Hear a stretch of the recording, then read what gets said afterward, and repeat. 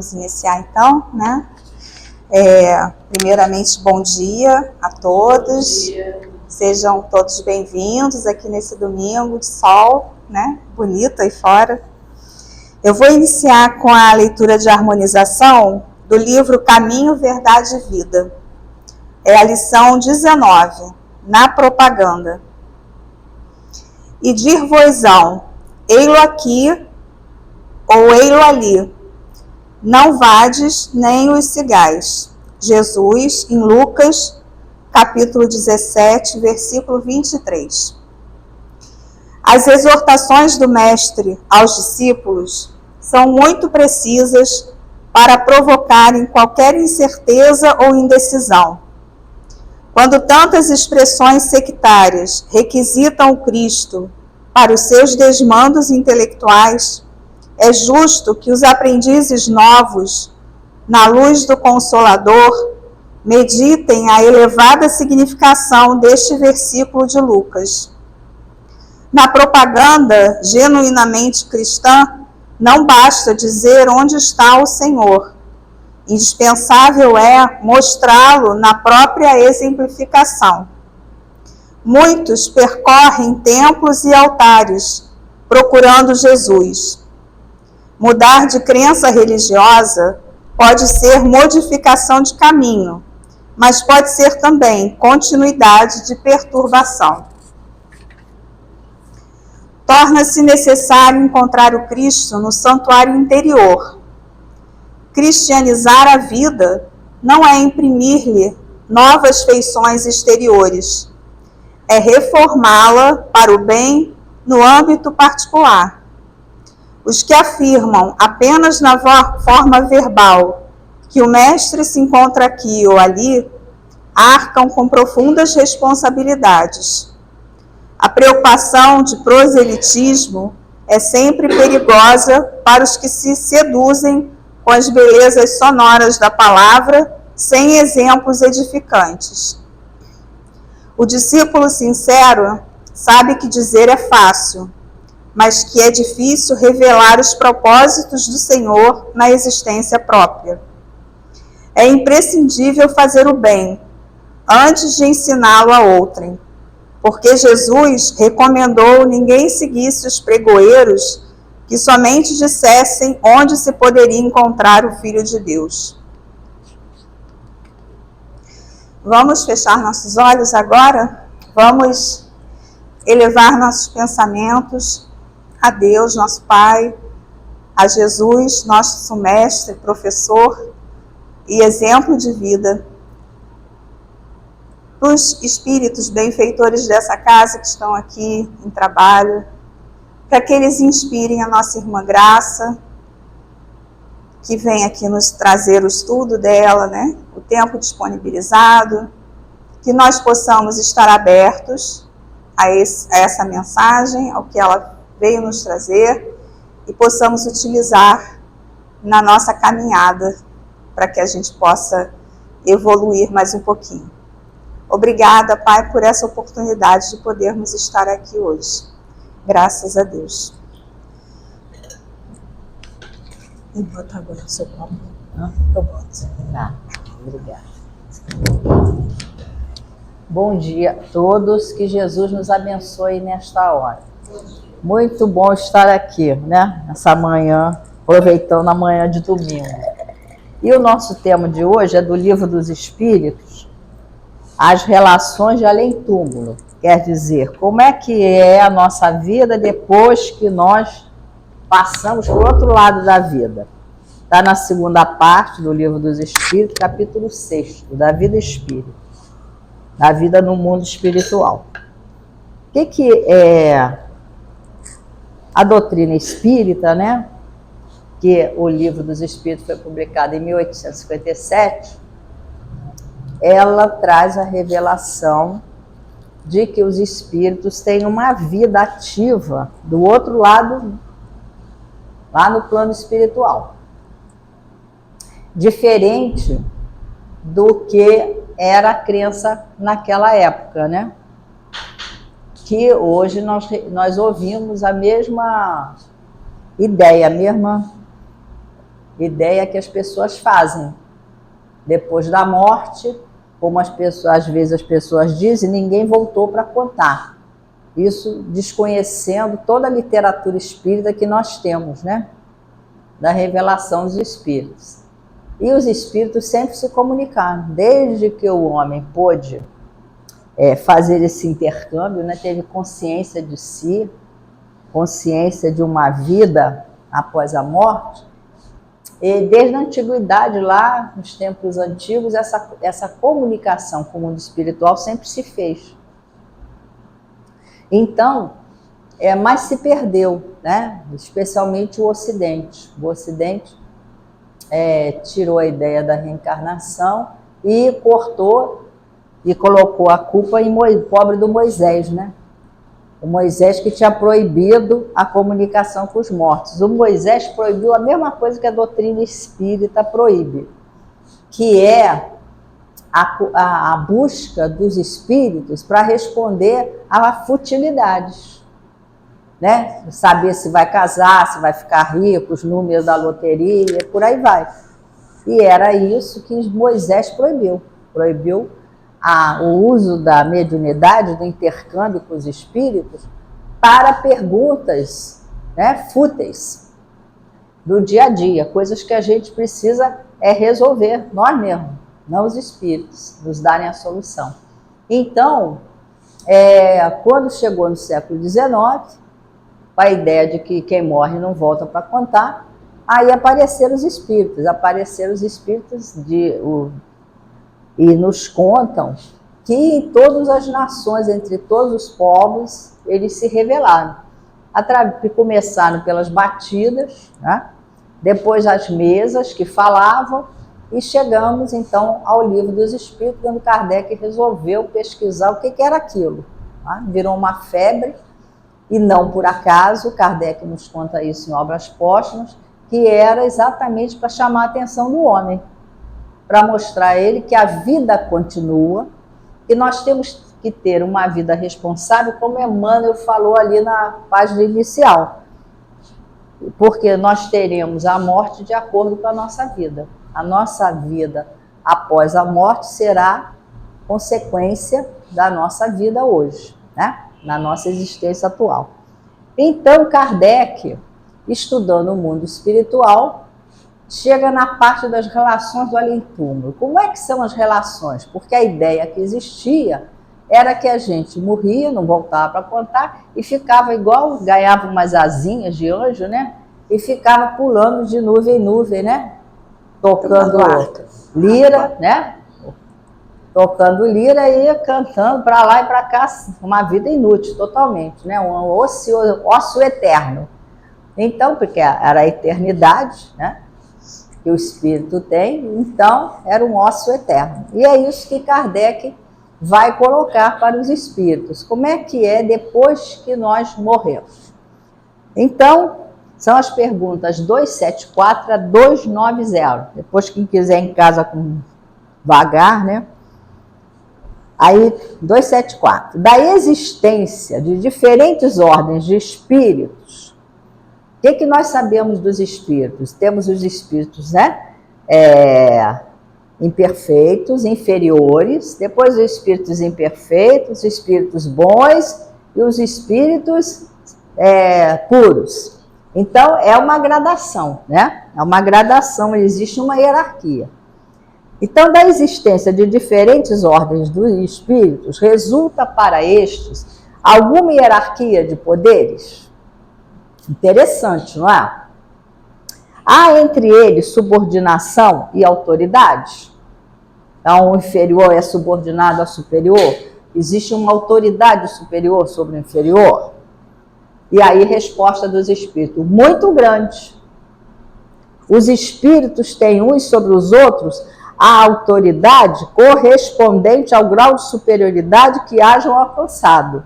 A autoridade que eles exercem por um ascendente moral irresistível. Então, na Terra, Kardec coloca isso até no Evangelho segundo o Espiritismo, e às vezes o superior, são palavras lá no livro Evangelho, viu gente? Não é invenção minha não. Às vezes nós temos como superior um tolo, né? Alguém que não tem capacidade para estar ali, mas por alguma razão foi colocado lá, não é? Não acontece isso na Terra? Muito. Então, aqui vai, né, por quem indica, sei lá o quê, né, essas coisas. Mas no mundo espiritual, qual vai ser a autoridade? Autoridade moral. Autoridade moral. Então, o que ele tiver conquistado espiritualmente, é isso que lhe dá autoridade. Nós já percebemos isso às vezes na Terra? Percebemos. Nós temos entre nós amigos, familiares que têm autoridade moral, não tem? Que quando nós chegamos perto, se ele falar alguma coisa, a gente baixa a orelha, não baixa? Eles têm autoridade moral. É a autoridade que nós precisamos conquistar. Qual é o caminho? Ali, Emmanuel mostrou para a gente, né? Lembrando Jesus. Então, existe sim uma hierarquia, mas é uma hierarquia, existe uma autoridade moral, né? Essa hierarquia é moral. Vocês lembram do Nosso Lar? Todos leram o Nosso Lar? Quem leu o Nosso Lar? Ouviu o filme? Aí, o que nós vemos no Nosso Lar? Nós vemos, né, o governador de Nosso Lar. Naquela época, 1938, né, que é publicado o livro, o governador de Nosso Lar estava ali há 600 anos, 6 séculos, hein, minha gente? Sendo governador do Nosso Lar, sem descanso. Então, ele era um espírito de alta envergadura, não era? Então, todo mundo respeitava, porque ele tinha autoridade moral, né? Então, a gente vê já no Nosso Lar, ele fala, e aí ele era ajudado por quem? Por espíritos, que também eram espíritos superiores, né? Que ele tinha 12 ministérios, 6 ministérios com 12 ministros cada um. Eram 72 ministros, né? Todo mundo com autoridade moral, né? Para exercer ali o cargo. Aí continua Kardec. Podem os espíritos inferiores subtrair-se à autoridade dos que lhes são superiores? Quer dizer, chega um espírito superior, está um inferior aqui, ele diz, não vou obedecer. Não faço. Ele pode. Aí, qual é a resposta? Vocês lembram como é que ele terminou? Ele terminou a resposta anterior assim, um acidente moral irresistível. Irresistível. Eu disse irresistível. Né? Então, não tem como ele dizer, não vou fazer, não faço, não, porque é só o espírito superior chegar ali. A gente vê isso na literatura espírita, não vê? Até nas obras do André Luiz. Quando eles vão ao mundo inferior, eles vão buscar alguém, como é que os espíritos inferiores se comportam? Atendendo ali à superioridade dos espíritos, né? Dos espíritos superiores. O Divaldo contava uma história muito interessante. Vocês lembram quem era o Hermógenes? Hermógenes foi um pioneiro na trazer yoga para o Brasil, né? Por uma questão de saúde dele. Ele diz que foi isso que salvou a vida dele. A yoga salvou a vida dele. Então, ele ia sempre, né? Claro, a gente entende, sempre ele ia à Índia, né? E ele fazia excursão às rãs de Sai Baba. Satya Sai Baba, que também já faleceu. Que era um enviado do Senhor, né?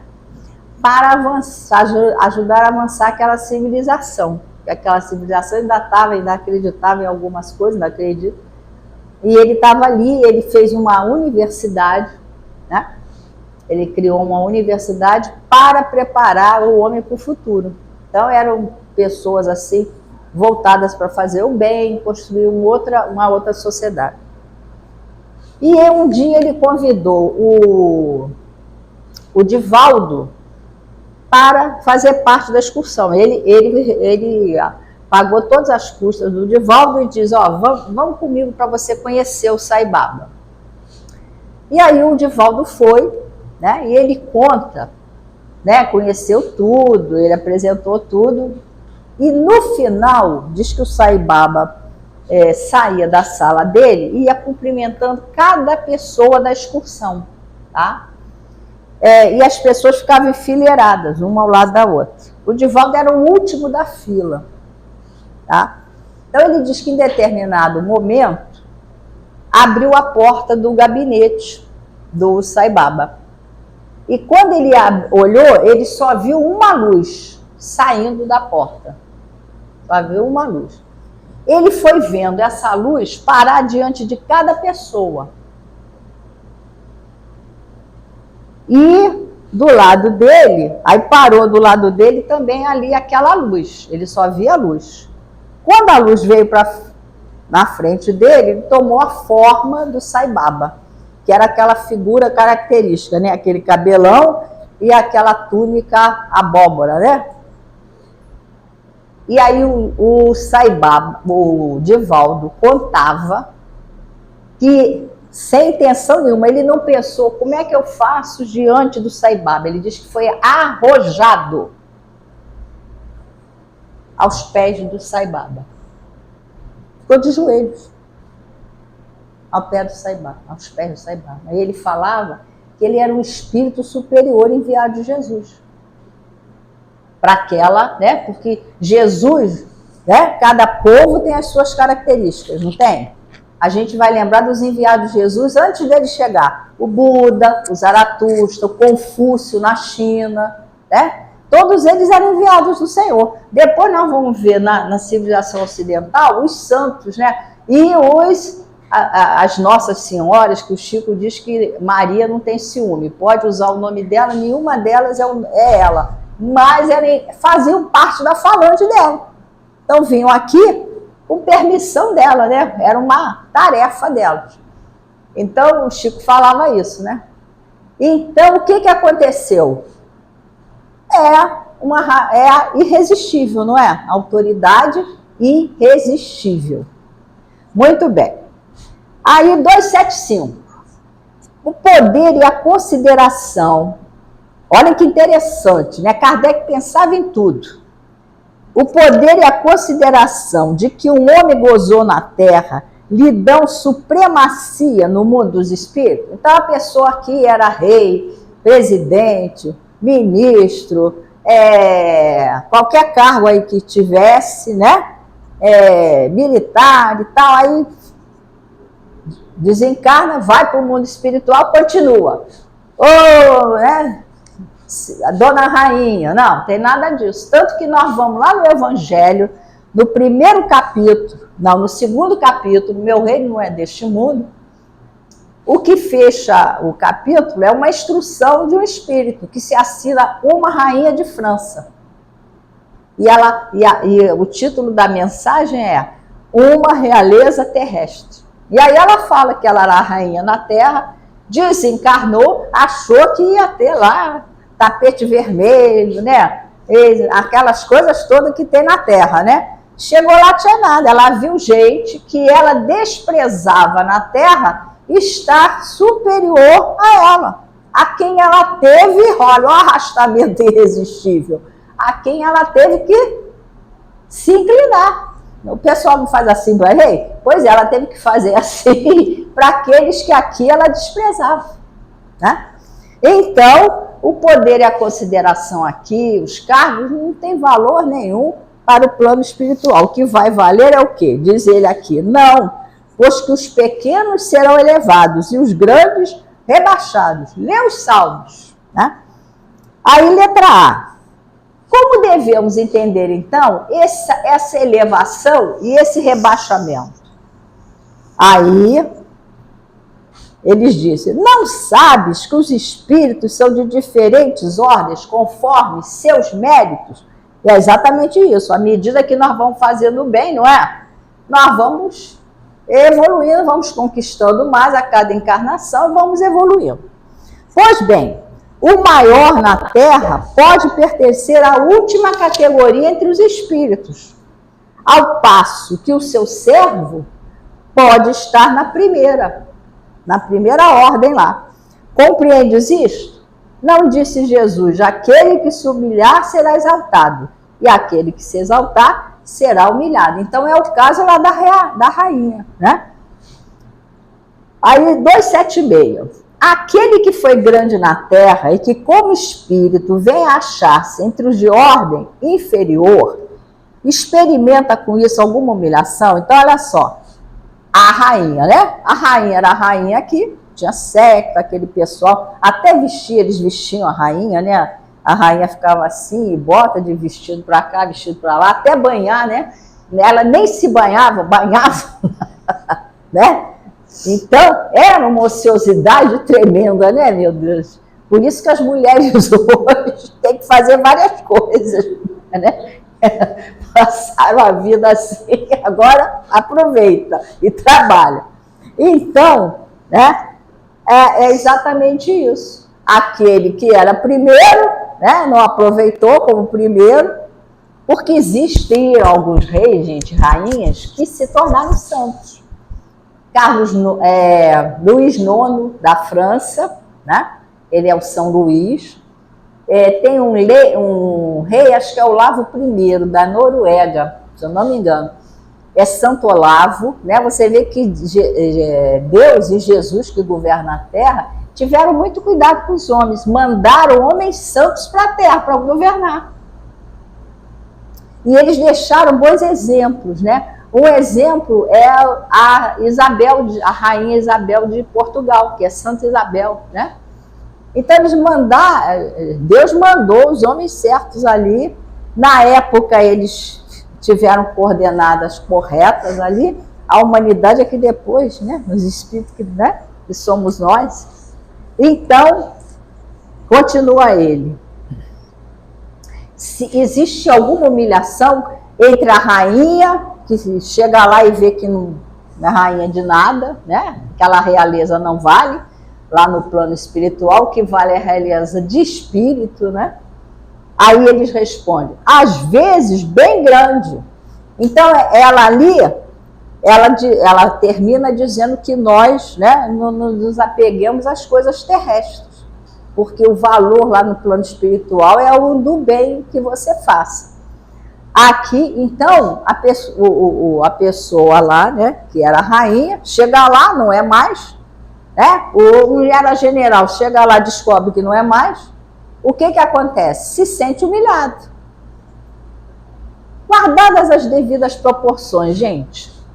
O sentimento do André Luiz, quando chegou no plano espiritual, queria ser médico, e disseram para ele,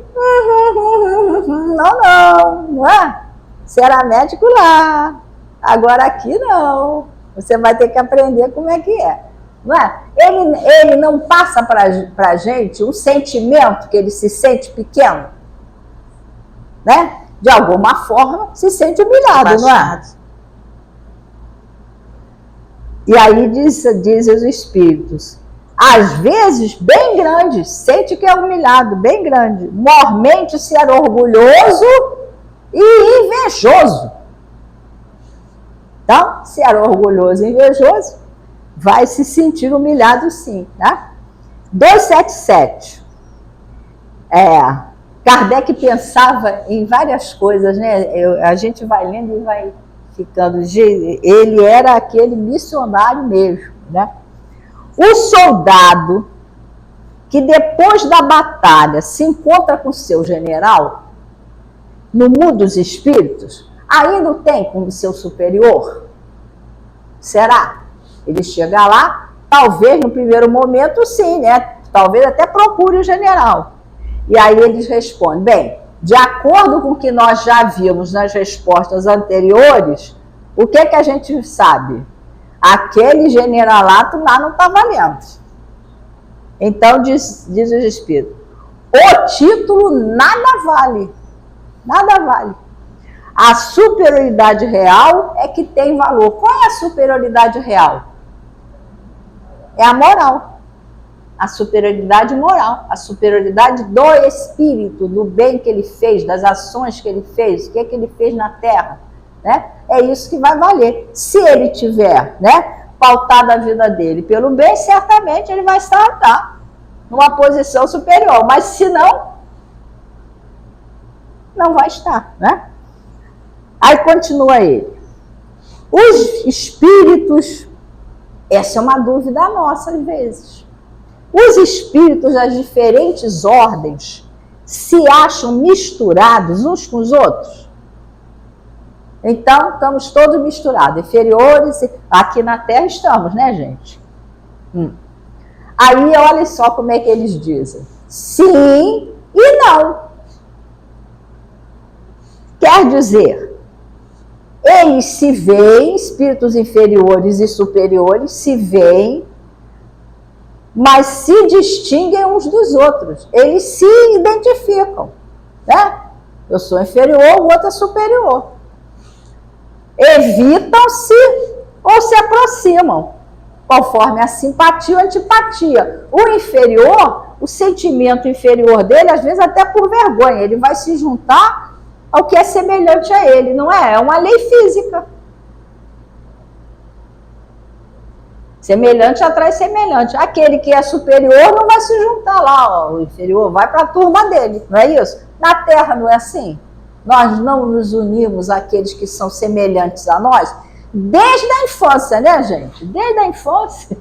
A gente, por isso que aqui, quando a pessoa diz assim, ele foi pelo mau caminho porque ele achou má companhia. Não, ele é a má companhia do outro. Né? Antigamente, os psicólogos mandavam que as pessoas, né, que tinham problema na família mudassem de cidade. Às vezes, se não pudesse, de bairro, pelo menos. Aí descobriram que não adianta nada. Por quê? Porque a pessoa, ela tem afinidade com o quê? Com aquele malefício, não é? Do qual ela gosta. E aí, quando ela muda para outro lugar, ela vai procurar o quê? Vai procurar os semelhantes. Não tem jeito.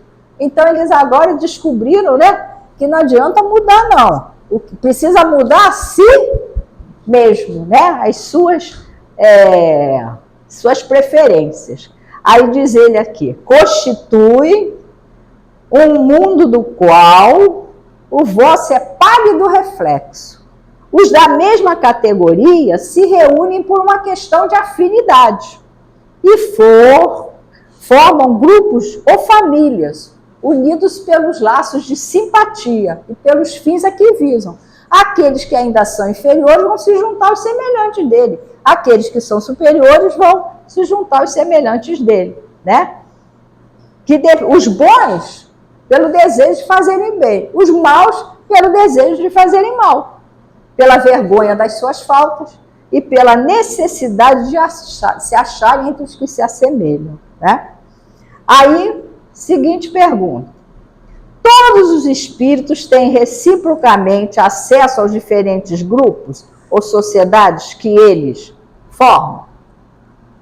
Aí, eles podem ir a qualquer parte. Ele pergunta se todos os espíritos podem ir a qualquer parte, têm acesso a qualquer mundo? Será que é assim? Estou vendo cabecinha dizendo, não, não é não. Né? O que acontece? Os bois podem ir a qualquer parte, eles podem penetrar qualquer parte. Mas os inferiores não. Os inferiores só vão naqueles que eles têm o que a gente chama de frequência, né, gente? Que é o grau espiritual, o que, né, o que eu já consegui como espírito. Tem um livro muito interessante, que é sobre um soldado que morreu durante a guerra. E ele teve morreu, quer dizer, foi morte aparente. Ele teve 9 minutos de parada cardíaca. Quando o enfermeiro foi buscá-lo para botar lá no necrotério, ele viu que ele estava tentando tirar o lençol. né? A mão estava se mexendo, tentando tirar o lençol. E aí ele chamou o médico, ele disse, ele está vivo, não está morto não. Ele teve uma parada de 9 minutos. O Dr. Hammond, ele conta, ele foi um estudioso das vidas passadas, né? A partir do relato desse soldado. Ele conta que ele, durante aqueles 9 minutos, ele foi levado por um, que ele chamava de anjo, ele saiu do corpo, ele viu a sala em que ele estava, né? E ele saiu do hospital, ele foi pelos corredores lá, e depois ele saiu da terra, saiu pela terra, viu o mundo, e saiu da terra, e foi levado a outros mundos. E aí o Espírito foi mostrando para eles, o anjo, que eles chamam de anjo, foi mostrando para ele os diferentes mundos, aqueles mundos em que estavam os espíritos inferiores e tal, os semelhantes a ele e tal. Chegou um determinado momento que lembra o Divina Comédia do Dante. O Dante, ele conseguiu acessar o inferno, que ele conta com detalhes, ele conseguiu acessar o purgatório, que ele conta com detalhes, mas ele não acessa o céu, o paraíso. Ele fica do lado de fora, com o Virgílio, né, que era o guia, e com a Beatriz, ali quando ele chega ao paraíso, a Beatriz, que era a musa inspiradora dele, está também, né, que ela vem para mostrar a ele o paraíso, mas ele não entra no paraíso. Ele fica do lado de fora, olhando quem está lá, tanto que ele não descreve o paraíso. Ele fala daqueles que estão lá, né? E o voltar do amanhã é exatamente mais ou menos isso, porque quando ele tem o mundo superior, ele vê um mundo iluminadíssimo, lindo. Aí ele diz, eu quero ir lá ver. Ele falou, não pode. Você não tem, né? Estrutura para ir, é a frequência nossa, a nossa frequência espiritual. É igual rádio. Se a gente não sintonizar direito, não sintoniza. E só se botar na frequência certa, né? Então, a frequência nossa ainda não dá para ir lá, né? Então, ele não pode ir. Aí é quando ele volta ao corpo e revive para contar a história, né? Então, diz ele, os bons vão a toda parte. E assim deve ser, para que possam influir sobre os maus. As regiões, porém, que os bons habitam, estão interditadas aos espíritos inferiores, a fim de que não as perturbem com as suas paixões inferiores. Vocês lembram do nosso lar? Quando legiões de espíritos, né, inferiores tentaram penetrar o nosso lar? Lembram disso? E aí o que o governador mandou fazer? Ligar as cercas elétricas. Liga as cercas elétricas, porque eles não podem penetrar aqui não. Porque senão eles destroem, né, aquela morada. Então não podem, né? Então, naturalmente, eles já não penetram. Ali é porque era uma colônia, né?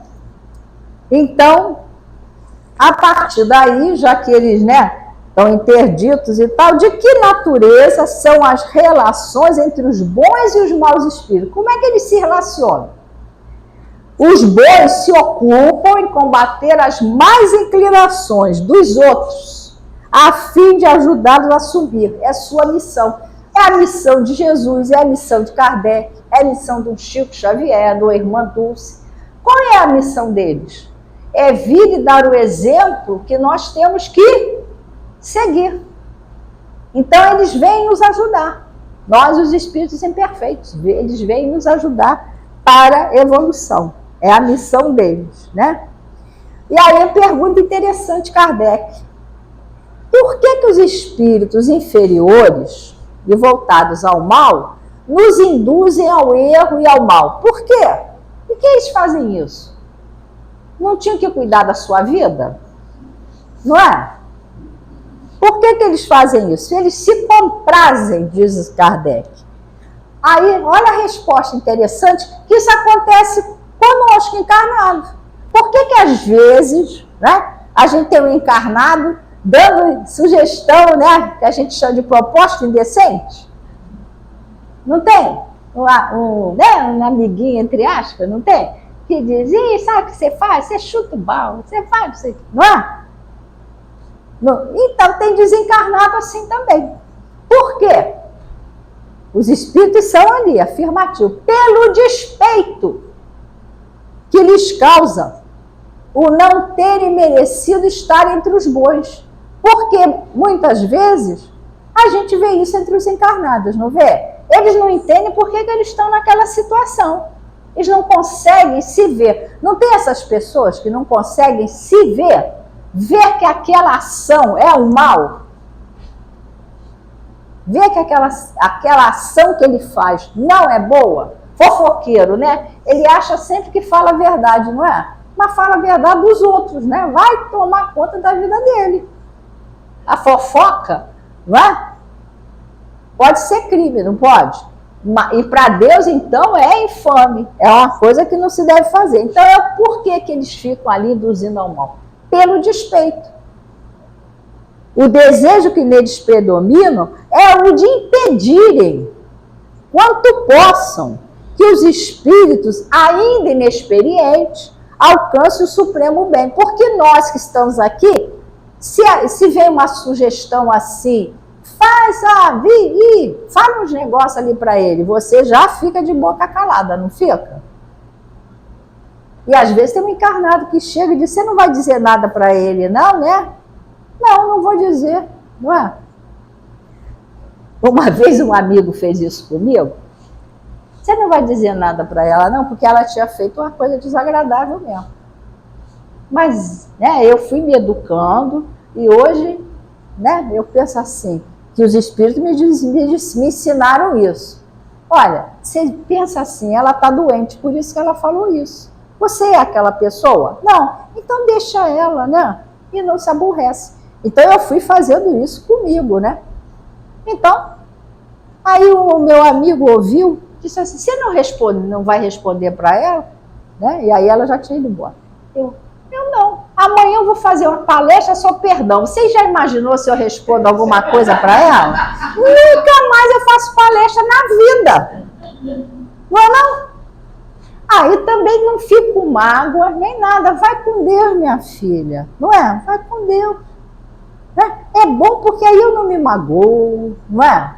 Mas é um exercício, né? Dá trabalho danado, mas um dia a gente consegue. Não é elevação não, meu filho. É exercício mesmo. Começa botando água na boca. Para não falar. Começa botando água na boca, né? Aí depois é a Joana que diz, pensa assim, coitado, né? Coitada, ainda está nesse lugar aí. Ah, não. E aí tem uma coisa, quando fala, joga veneno pra gente, né? Eu não quero dividir o veneno. Eu li uma página uma vez do Emmanuel que ele diz assim, quando a gente entra na sintonia dele, a gente se torna cúmplice. Responde, né? A responsabilidade. Eu já tenho 100% da minha responsabilidade, não tenho? Ainda vou pegar 50% do outro? Não, não é? Aí quando a gente começa a botar isso, tem que botar isso aqui, no coração, na mente, aí, não é? Fica mais leve. Que aí o Emmanuel tem outra parte que ele opiniões ali. Eles podem achar o que quiserem da gente, é o direito deles. A gente também não acha deles? É o direito. A gente é que não pode incorporar. A gente pensa assim, mas será que ele está certo? Aí a gente faz, não, eu sou assim. Pronto, vai em frente. Né? Dá um trabalho danado, viu? Mas a gente consegue. Então, continua aqui, né? Como se comunicam os espíritos? Como se eles se comunicam? E aí diz ele, eles se veem e se compreendem. Já estão ali, né? A palavra é material, é o reflexo do espírito. O fluido universal estabelece entre eles constante comunicação. É o veículo da transmissão de seus pensamentos. É uma espécie de telégrafo universal. Então, como é que os espíritos se comunicam? A gente vê isso no André Luiz. Pelo pensamento. Então, eles não precisam falar. Vocês lembram de Kardec na Gênese? Ele diz que o nosso pensamento, né? Quando a gente emite um pensamento, que é uma onda mental, né? Igual onda de rádio, onda de televisão, onda da internet. Então, a gente pensa, já tem uma ondinha aqui. A gente projeta essa onda e o Kardec, na época, só tinha fotografia como visual, né? Recurso visual. Então, ele falou que se projetava como uma fotografia. Né? Eu pensava e o meu pensamento se fotografava. Então, era uma fotografia. Depois, André Luiz veio falar em tela mental, lembra disso? Porque já tinha televisão ali. Já era outra imagem. Então, eu já posso falar numa tela mental. Então, meu pensamento projeta. Então, a gente vê o pensamento dos outros, né? A gente vê o pensamento. Não tem articulação de palavra, né? Como nós temos aqui, né? Por isso que ele diz, é uma espécie de telégrafo universal, porque eu pensei, o outro já. Isso não acontece, gente, está aqui no livro Telegrafia Humana. Às vezes a gente está pensando em alguém, ou encontra esse alguém na rua, que às vezes a gente não via há bastante tempo, né? Ou a pessoa telefona para a gente e a gente diz assim, gente, eu estava pensando em você, não é? Que é telegrafia humana, é a telegrafia humana, né? O nosso pensamento, que conecta com o outro. Ou então, às vezes, a gente está num lugar e a gente pensa a mesma coisa, não é? Tem pessoas que a gente se entende, né, pelo olhar, né? Se alguém fala alguma coisa boa, né, gente? Aí você olha para a pessoa que você já tem ali, né? Ela sabe o que você está pensando e você sabe o que ela está pensando. Então, é a telegrafia humana que existe entre nós. Podem os espíritos dissimular os seus pensamentos? Boa pergunta. Uma companheira nossa do Lar Teresa, né, trabalhadora, muitos anos, desencarnou. Aí, na reunião mediúnica, ela disse assim, aqui pensar é um perigo. Por quê? Porque aqui no mundo, né, a gente pensa, outra amiga também que já desencarnou, ela dizia assim, mas a gente olha, Graça, e já pensou, é verdade, você olha e já pensou, não gostou da roupa, não gostou do cabelo, você já pensou, mas isso não tem importância, né? Você diz, deixa pra lá. Mas no plano espiritual não tem jeito. Até aqui, os espíritos veem nosso pensamento. Por isso que Jesus dizia, vigiar e orar. E nós temos que vigiar, porque de acordo com o nosso pensamento, nós vamos atrair os espíritos, não vamos? Se o pensamento for bom, nós vamos atrair bons espíritos. Se o pensamento não for bom, nós vamos atrair espíritos que nós não queremos como companhia. Não é? Então, nós temos que vigiar o nosso pensamento. Aí diz ele, né? Podem os espíritos dissimular os pensamentos? Claro. Não. Para os espíritos, tudo é patente, tudo é real. Sobretudo para os perfeitos. Podem, então, os espíritos perfeitos veem tudo. Os inferiores não se escondem. Podem ocultar-se uns dos outros? Podem afastar-se. Mas sempre se veem. Né? Os inferiores nem sempre veem os superiores, só se os superiores permitirem, né? Quiserem ser vistos, aí eles se apresentam. Se não, os inferiores... Vocês lembram do André Luiz, que a mãe dele estava ali perto e ele nem percebia, Clarencio, ele nem se dava conta, porque não estão na mesma frequência, na mesma onda, né? Isto, porém, não constitui regra absoluta. Por quê? Porque os espíritos podem se tornar visíveis se acharem útil fazer. Como podem... essa pergunta é ótima. Como podem os espíritos, não tendo corpo, não tem corpo físico, que corpo ele está falando? Não tem corpo físico, mas tem o quê? O corpo espiritual, o perispírito. Comprovar suas individualidades. Como é que o espírito aparece e mostra para mim que ele é ele? E distinguir-se uns dos outros, né?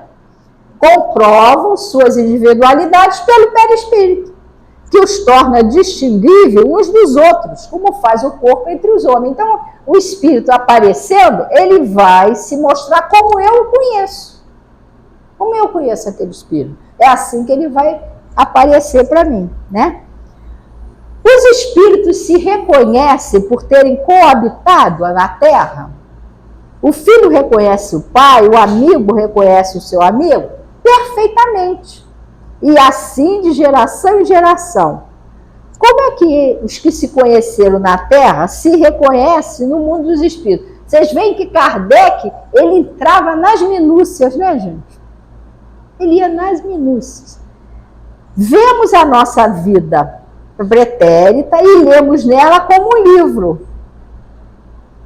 Vendo a dos nossos amigos e dos nossos inimigos, aí vemos a passagem deles da vida corporal ao outro. Então, nós nos reconhecemos como nós somos, na Terra. Né? E outra pergunta que mexe conosco, né? Que nós temos curiosidade. Depois que nós desencarnamos, lá na parte espiritual, a gente encontra os parentes, os amigos. Será? Né? Imediatamente, ainda aqui não é o termo próprio, que ele pergunta imediatamente. Imediatamente não é o termo próprio. Como já dissemos, é necessário algum tempo para que ele se reconheça a si mesmo e alije o véu material. O que Kardec antes perguntou a respeito disso, os espíritos disseram. Quando nós desencarnamos, às vezes a gente está dormindo e acorda, se acorda em outro lugar, em outra cama, em outro quarto, a gente faz o quê? A gente acorda e diz, e às vezes a gente não faz assim? E onde é que principalmente o pessoal que viaja muito a trabalho, né? Eles contam isso, que acordam, cada dia estão num hotel, estão num lugar, acordam e dizem, gente, eu estou aonde hoje, né? A mesma coisa quando a gente desencarna. Chega lá e diz, o que aconteceu comigo? Então passa um tempo de que eles chamam de perturbação espiritual. Né? Eu estou tentando me localizar. Né? Aí depois é que eu vou conseguir ver as pessoas, os parentes. Né?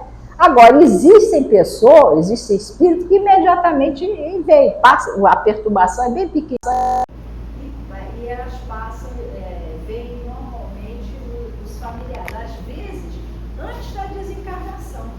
Naquela fase que a gente chama de agonia, né? Muitas vezes, eles começam a relatar que eles estão vendo o pai, a mãe, o irmão, o amigo, né? Eles começam a dizer, ih, mamãe está aqui. Tem uma amiga que era espírita há, sei lá, 50 anos. E o marido dela não acreditava em nada, embora tenha vindo de uma família católica, a mãe dele era católica. Mas ele não disse que não acreditava em nada. Ela deu, né, levou o catecismo, tudo isso. Mas, depois ele cresceu, né, aquela coisa. Não quero mais saber disso, não acredito nisso. Então, quando ele vê a mulher, né, fala dos espíritos, ele dizia que não acreditava. Quando ele adoeceu, né? Ele adoeceu, ficou um tempo ali doente, né? Talvez uns 2 anos, uma coisa assim. Quando foi se aproximando da morte, ele começou a dizer para ela assim, e mamãe, papai, fulano, que era o irmão dele. Aí ele foi contando, ela falou, teus espíritos estão aqui, os espíritos eram dela, os parentes eram dele. Mas os espíritos eram dela. Teus espíritos estão aqui. Aí, que espíritos? Que meus espíritos? Papai, mamãe, esse irmão dele. Então, existem casos em que eles vão vendo antes da desencarnação, eles já começam a ver aqueles que vão estar ali. Né? E aí dizem, né? Como é acolhida a alma no seu regresso ao mundo dos espíritos? Essa é uma preocupação nossa, não é? Quando nós desencarnamos, eu tinha uma amiga que dizia, e ela foi uma trabalhadora dedicada, ela era médium, né? Então ela na reunião mediúnica recebeu os espíritos sofredores e os ajudou muito, e ela tinha preocupação, porque disseram para ela que o fato dela ter dedicado a vida ao bem, o que significava que ela ia para o outro lado e ia estar bem. Aí eu digo, gente, que maldade. Não é não? Ela já passando dos 90. Quem disse isso para você? Ela nunca me disse quem é. Eu falei, mas que maldade a pessoa, olha só. A doutrina espírita, quem é nós lemos ali, não foi? Nos convida a fazer o bem. Se nós fizermos o bem, o que a doutrina espírita diz?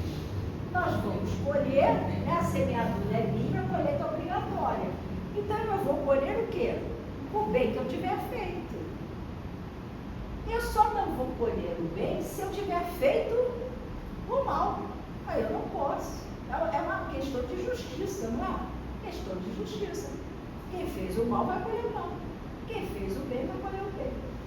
Aí eu digo, olha, se não. Aí ela ficava, será que Deus falou quando Deus falou? Eu digo, os espíritos dizem que sim, né? Então você vai ver. Mas se não tiver parente nenhum para te, ela disse, mas eles podem encarnar. Pode. Os espíritos que você ajudou vão fazer fila, né? Porque eram, sei lá, 40 anos ou mais dedicados à mediunidade. Os espíritos que você ajudou, eles vão estar ali para te receber, para te agradecer o bem que você fez, né? E aí, olha a resposta dos espíritos, né? Como é acolhida, então, a alma, no seu regresso ao mundo dos espíritos? A do justo, como um bem-amado irmão, desde muito tempo esperado. A do mal, como ser desprezível. Quando a gente vai no céu e inferno, tem um relato, né, a segunda parte do céu e inferno tem um relato dos espíritos. E aí Kardec coloca, ele foi um sábio, né, claro, sendo missionário, ele começa dos felizes. Então os espíritos felizes foram aqueles que se dedicaram ao bem. E aí passaram para o mundo espiritual, claro, foram bem recebidos. E aí, depois ele coloca os espíritos medianos, né? Que mais ou menos somos nós, né?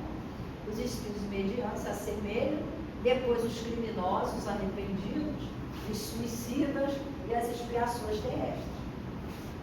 Aí são casos de expiações muito sérias mesmo, né? Mas que mostra que depois da expiação que eles aceitaram, que eles tinham programado, eles encontram lá um mundo feliz, né? Um mundo mais feliz. Então é isso. De acordo com o que nós fizemos, o legado do justo vai ser boa, né?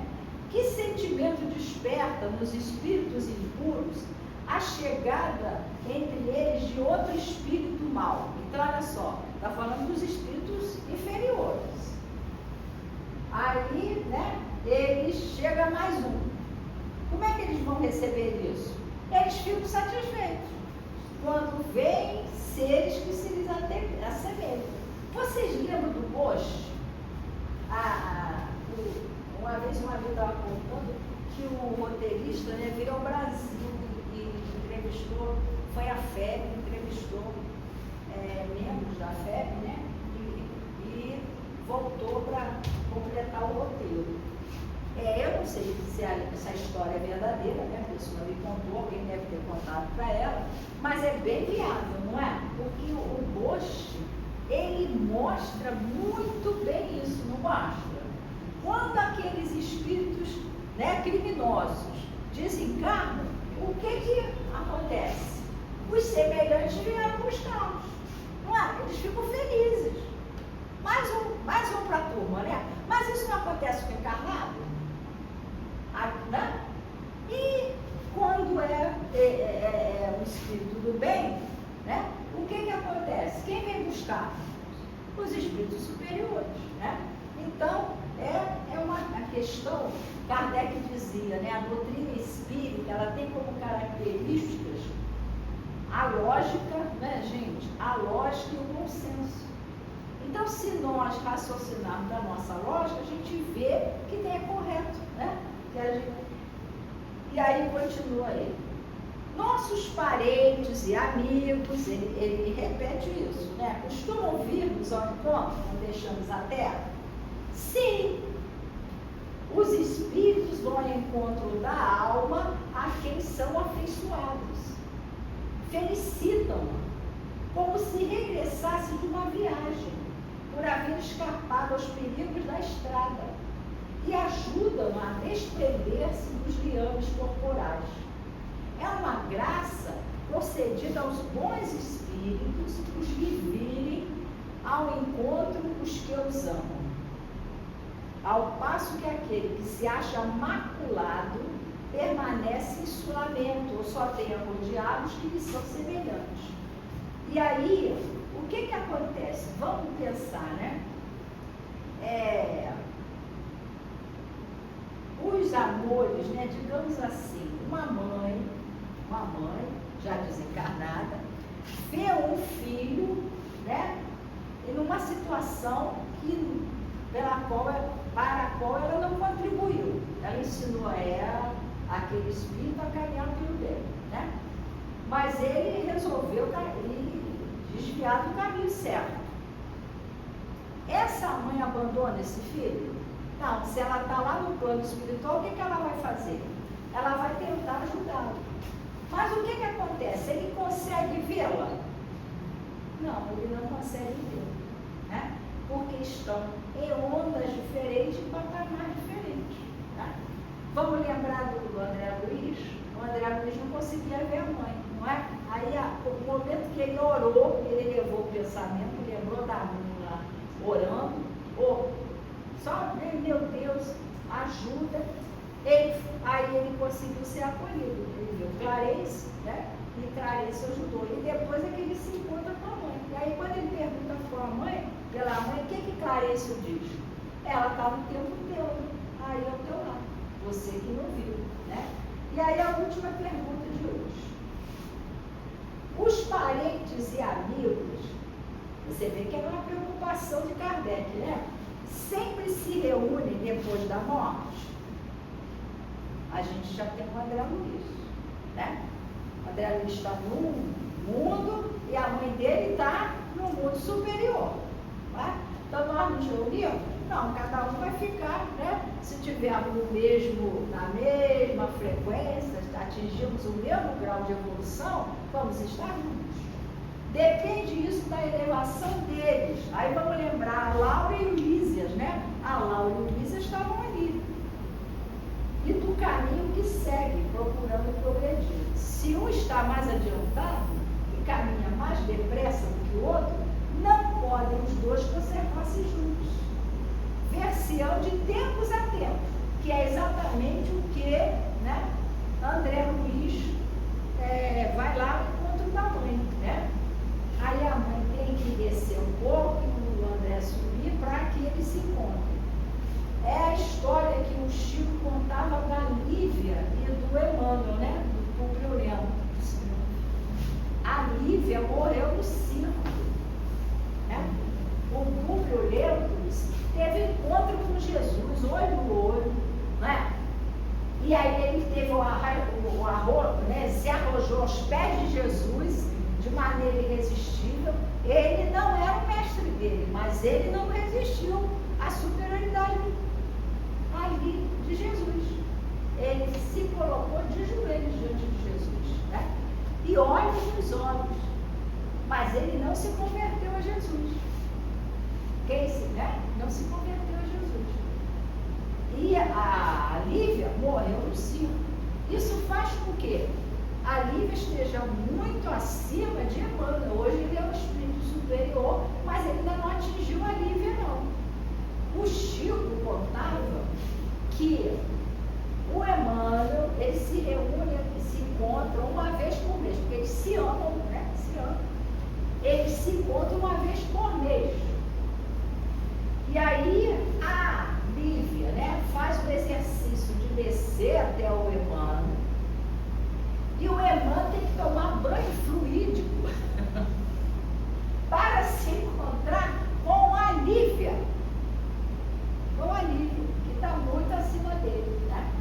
Então, estaria no meu patamar se atingiu no meu patamar. Mas aquele que acelerou o passo, ó, vai estar lá na frente, né? Ver-se-ão de tempos a tempos. mas não estarão reunidos, senão quando puderem caminhar lado a lado. O trabalho hoje de Emmanuel é atingir a Lívia, né?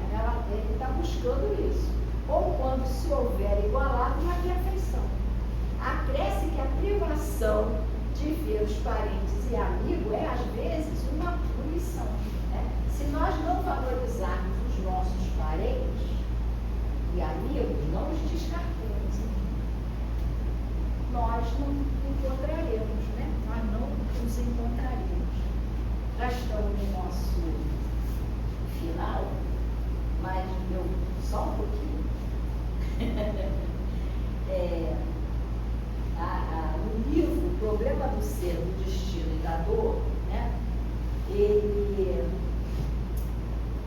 O Leon Denis, ele conta várias historinhas ótimas, né? Da desencarnação. E aí, né? Ele tem um relato de um espírito, né? Que ele vai dizer, senti que os lares, e é ótimo o livro, porque ele tira de nós, né, o medo da morte. Tem gente que tem muito medo da morte, né? Senti que os laços pouco a pouco se desfaziam e que minha pessoa espiritual, meu eu, o perispírito, né, o corpo espiritual, ia se soltando, porque vai, da mesma maneira que nós encarnamos molécula a molécula, nós também desencarnamos depois molécula a molécula. Vi em redor de mim espíritos bons que me estavam esperando, e foi com eles que por fim me elevei da superfície da terra. Não sofri com essa desencarnação. Os meus primeiros passos foram os da criança que começa a andar, né? Morrer é nascer lá no outro mundo, né? A luz espiritual, cheia de força e de vida, nascia em mim, porque a luz não vem dos outros, mas de nós. É um raio que dimana do invólucro fluídico do corpo espiritual e que nos penetra todo o ser. Quanto mais tiverdes trabalhado a mensagem do Emmanuel em favor da verdade, do amor e da caridade, tanto mais intensa será essa luz, até se tornar deslumbrante para aqueles que vos são inferiores. O perispírito é como o espelho de todas as nossas ações. E sua alma, se foi má a sua vida, contempla com tristeza suas faltas. Então, se for boa, é o que ela diz, né? Não tive dificuldade alguma em reconhecer minha vida. Só lutei na terra, né? Trabalhei e sofri pela causa do Espiritismo. Sou feliz por ter trabalhado em reerguer a fé, os corações e a coragem. A todos, pois, recomendo a fé inabalável, o Espiritismo, né? Que eu tinha e que a gente consegue no Espiritismo. Obrigada, Kardec, não é? Obrigada, Espíritos, que nos trouxeram essas revelações. Obrigada aos médiuns, né? Que foram os instrumentos para que nós hoje estivéssemos aqui. Obrigada a Deus por ter permitido isso. Para o nosso esclarecimento, finalmente nós vamos, né? Agora nós vamos pelo caminho que é Jesus. Jesus nos abençoe. Bom domingo.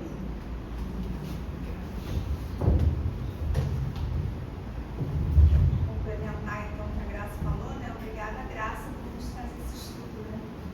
Estar aqui hoje conosco. É um prazer. Eu vou só dar um aviso rápido, né? Lembrando que semana que vem nós vamos ter o bazar de Natal aqui, né? A partir das 9 horas. Então, quem ainda vai comprar presentinho de Natal, se puder adquirir no bazar, ajuda a casa, né? Então, nós já agradecemos de antemão. E aí, dia 14, que é daqui a 15 dias, vai ser o último dia do ano aqui das reuniões públicas. A gente vai fazer um recesso depois disso. E aí, retornando, eu ainda não sei a data, mas Rio de Janeiro, tá bom? Tem mais um recadinho para fazer falar alguma coisa? Não? Ótimo, a gente conseguiu todos. Então só agradecer que as cestas já estão providenciadas, tanto desse mês, do Natal e do mês seguinte. Então agradecer a quem participou, né, que sem vocês não tem como a gente fazer sozinho, né? Então vamos agora, só para encerrar essa parte, vamos novamente fechar nossos olhos, né? Agradecer por estarmos aqui, agradecer por essa oportunidade, né, de escutar esse estudo que a nossa irmã nos trouxe, que a gente possa refletir sobre ele e colocá-lo em prática em nossas vidas.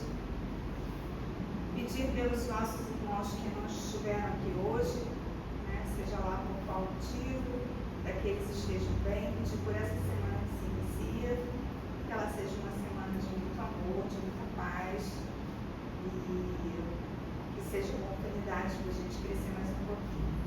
Obrigada, Pai, obrigada por tudo. Obrigada por nossas vidas aqui na Terra, por essa oportunidade